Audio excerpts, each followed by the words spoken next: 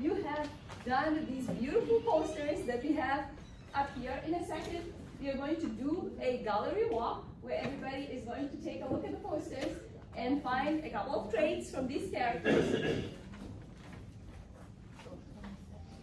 Excuse me, can you please focus your attention here? You're going to find a couple of traits and you're going to find some textual evidence.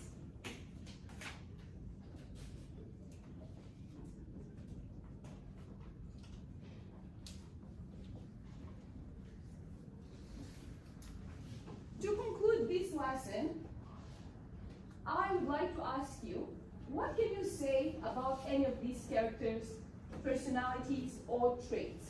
For example, Antigone. What can we say about Antigone? One trait. Brave. Can you say that louder? She's brave. She's brave. What can we say about Ismene? The group who did Ismene.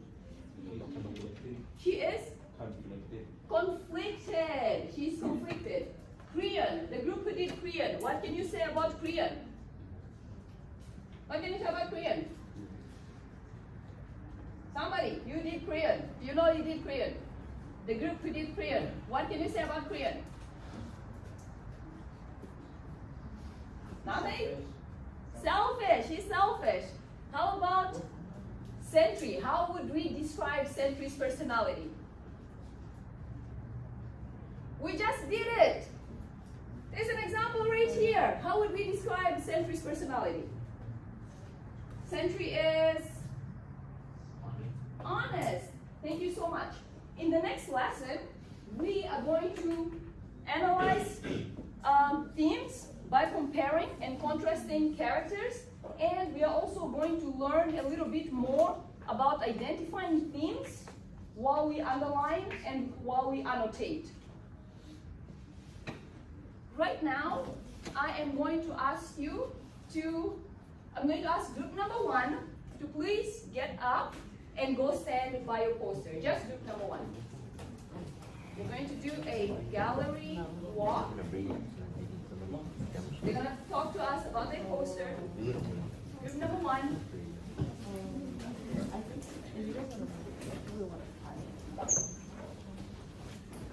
Choose someone to talk, or you all can talk responding to the question. What are 3 traits of your character? What 3 traits did you identify? For who's your character? Antigone.